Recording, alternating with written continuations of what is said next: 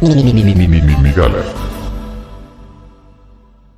Tengo una duda y tiene que ver con el tema de la conciencia, quizá explicada desde los términos físicos. En el libro I Am a Strange Loop de Douglas Hofstadter, el libro comienza con la propuesta de convertir la conciencia en una fuerza fundamental del universo.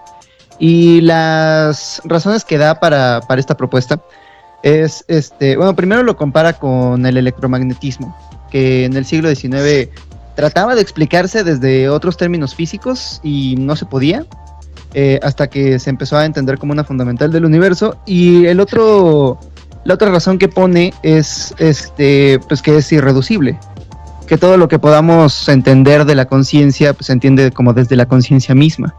¿Qué opinión te merece este debate? Pues mira, no estaba directamente relacionado con ese tema en particular, pero puedo comentar lo siguiente, ¿no? Dos cosas. Me preocupa por una parte el hecho de que hay un determinado campo del conocimiento, sea científico o no, que tiene problemas para poder explicar los fenómenos que intenta justamente explicar, ¿no? Uh-huh. Y de repente dice, bueno, pues con la ciencia disponible pues no se puede porque está muy difícil. Y de pronto descubrimos que aparte existe la física cuántica, y en lugar de decir, bueno, pues vamos a seguir intentando usar estas herramientas y aumentar la precisión de nuestro campo, que no es la física, sino es este campo, de pronto surgen movimientos así como, es que seguramente la conciencia es cuántica, ¿no? O sea, simplemente estás haciendo peor el problema, o sea, sí. Solamente lo estás agravando, ¿sabes? Y eso sucede.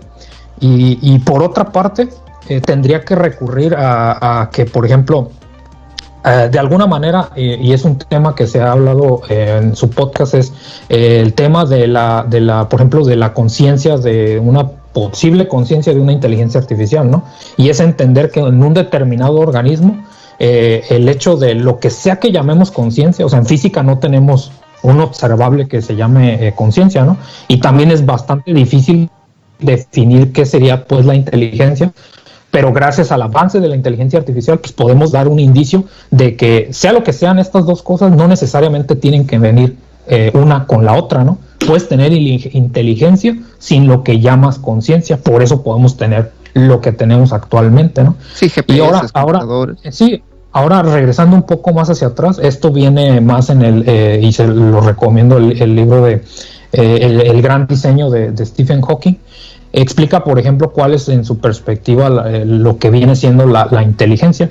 Entonces, por ejemplo, si tú tienes una partícula y tú puedes describir un conjunto de ecuaciones que en todo momento siempre puedes predecir clásicamente cuál es su pasado y cuál es su futuro, difícilmente alguien se atrevería, aunque a lo mejor habrá, porque de todos qué tipo de gente hay, que diga, no, es que el electrón tiene inteligencia, ¿no? Pues no, porque tú puedes predecir todos sus comportamientos, ¿no? Entonces está asociado más o menos el hecho de la predictibilidad de un sistema y el hecho de que sea inherentemente no inteligente.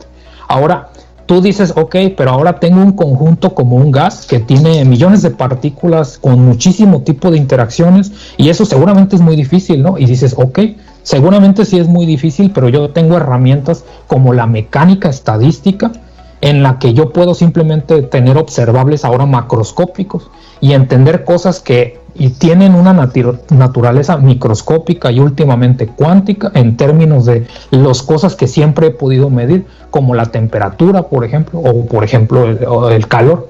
Entonces, ahora tienes un nivel no de absoluta precisión, pero aún así siempre es predecible, porque aunque sea ahora en términos de probabilidad, puedes tener que el valor esperado de un sistema es que tenga esta temperatura, ¿no?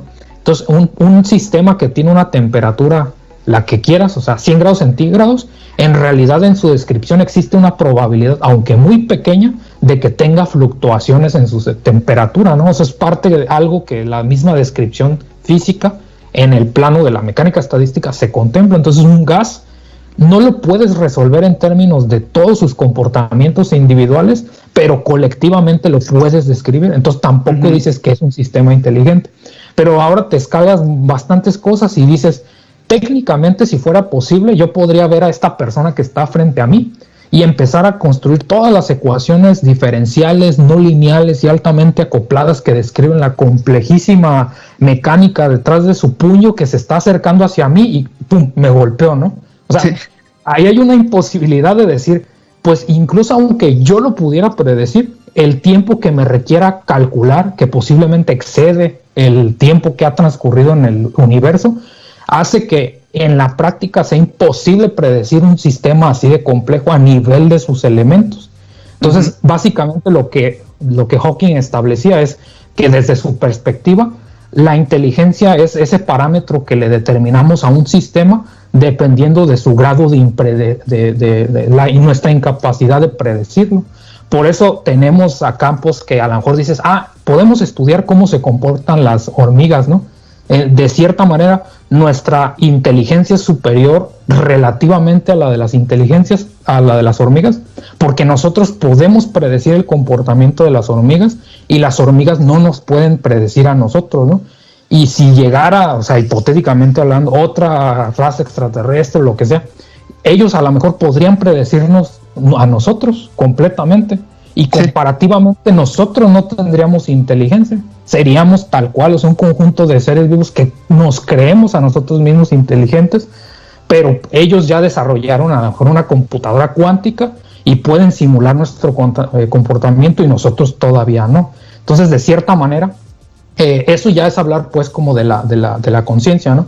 Y ahora tendrías que agregar otras capas de abstracción que también lo han manejado aquí en el podcast, y que es básicamente pues un checklist, ¿no? De que si te puedes autopercibir, que si puedes no sé qué, o sea, pero a fin de cuentas pues es un conjunto de digamos, de algoritmos que han evolucionado en esta red compleja de neuronas propiamente dichas físicamente, que intercambian moléculas y tienen una interacción bioquímica y eléctrica y es muy complejo. Entonces es posible que simplemente por nuestra incapacidad de describir ese sistema, pues le estemos atribuyendo una naturaleza no, digamos, no sé cuál es la corriente filosófica en este caso, ¿no? Pero pudiera ser que simplemente es una imposibilidad temporal, impráctica, de no poder modelar ese tipo de sistemas, pero pues cuando lo podamos hacer, por ejemplo. El otro día estaba hablando de este tema con estos amigos de Caltech y uno de ellos me mencionó que es innecesario hacer de la conciencia una fundamental del universo porque se le puede explicar en términos de termodinámica. Y citó este libro del hijo de Carl Sagan que se llama Into the Cool, donde explica cómo justo por mecanismos de la entropía se va creando la complejidad que hace posible la experiencia consciente. Y no sé, me voló la cabeza porque yo siempre había entendido a la complejidad y a la entropía como mutuamente excluyentes, pero digo, si quieres hablamos ahorita más acerca del tema, pero sí me gustaría que nos explicaras de qué hablamos cuando hablamos de entropía. Sí, porque ahí lo estaban preguntando hace rato en el chat, que podías dar tu definición de entropía. Pero a ver, nada más para poner el asunto porque creo que esto de la inteligencia es importante. Porque cuando se habla de inteligencia, pues precisamente no hablamos de inteligencia humana, ¿no? O sea, si entendemos la inteligencia como capacidad de cualquier organismo de modificar su entorno, pues hay inteligencia en todos lados. O sea, porque creo que mucha gente sí siente que está hilada la conciencia necesariamente a la inteligencia, ¿no? Y no es así. Entonces, pero también creo que esto, o sea, el decir que hay fenómenos que no entendemos aún, o sea, que no entendemos aún, ¿no crees que también se peca de soberbia en augurar que en algún momento vamos a entender todo? Pues siempre se ha acusado a la ciencia de eso. O sea, pero si hay un dejo de soberbia si hay un dejo de soberbia en el que probablemente vamos a entender todos los misterios del universo, o sea, entonces al agregar el aún a mí me conflictúa porque pareciera que sí asumimos que la ciencia es capaz de hacerlo, y si de hace rato tú mismo mencionabas que puede haber elementos en los cuales ni siquiera son comprensibles para la mente humana, el decir aún, no sé, ¿no es contradictorio en sí mismo?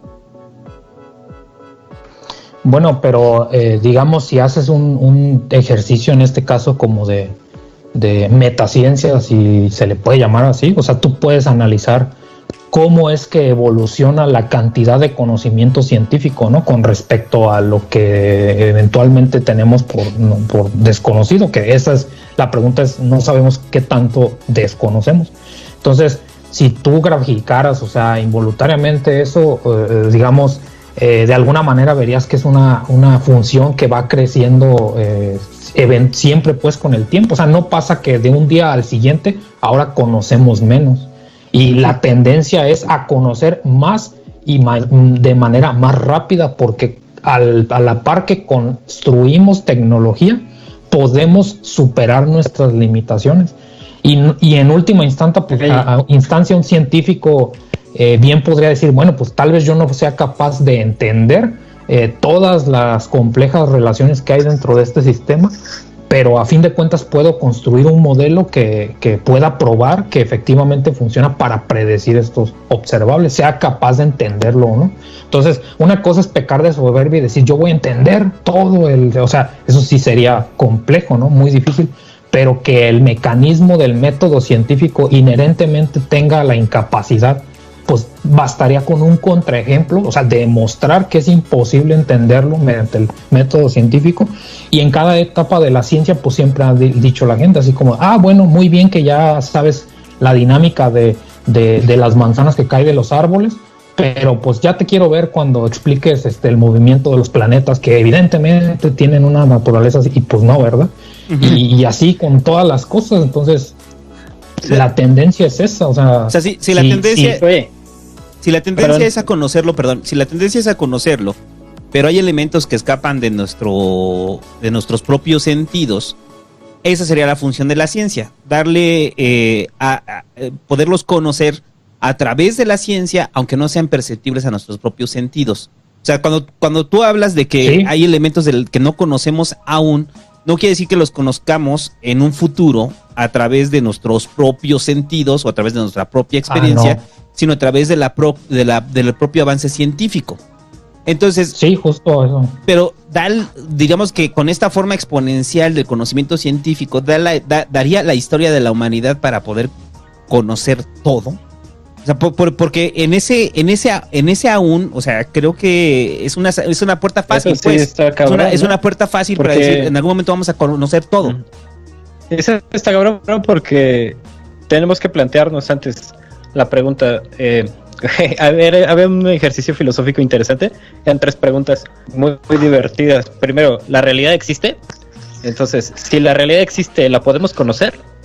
Y luego, si la realidad existe y la podemos conocer, ¿podemos comunicar ese conocimiento? Esto me lleva necesariamente a otra pregunta. ¿La realidad está limitada? Si la realidad está limitada, entonces el conocimiento de la realidad también estaría limitado. Supongamos que la realidad es un sistema cerrado, entonces todos los fenómenos están circunscritos a este sistema y llegado o no llegado el momento, el conocimiento de este sistema está ahí esperando a ser descrito. Si es al revés, si la realidad es infinita y cambiante para siempre, entonces ni la historia de la humanidad ni la historia misma del tiempo podrían dar para que una sola especie, eso sea muy difícil, conozca todo, y para que incluso el conocimiento mismo del todo esté en algún momento completo. Sí entiendo esa parte, pero digamos en ciencia o directamente en física, pues muchas de las cosas que planteas no las manejamos como, digamos, objeto de estudio directamente. O sea, no tenemos una definición de a qué le vas a llamar realidad o así, ¿no? O sea, de las cosas que hablamos, o sea, si te digo bosón de Higgs, campo electromagnético, entropía, pues te damos una definición, ¿no? Y cómo lo podemos medir. Entonces, pues lo planteas, ese planteamiento, pues, propiamente dijiste, ¿no? Que es un planteamiento filosófico, pero pues precisamente la ciencia no sé qué podríamos decir al respecto, ¿no? O sea, tendríamos que pasarlo a algo que pudiéramos cuantificar y más bien a lo mejor se podría traducir, plantear la idea de si hay algo que puede ser incuantificable, ¿no?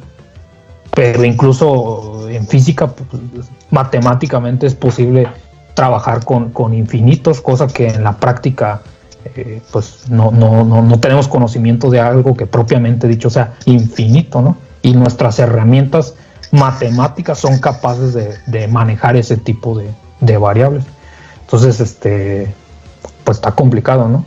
O sea, hablar de algo que no puedes definir. Si partiéramos al revés, primero definir y luego intentar discutir, pues creo que nos ahorraríamos muchísimos problemas. Sí, sin duda. Nos ahorraríamos 2000 años de discusión filosófica, que fue lo que tomó más o menos retomar el camino del sentido común.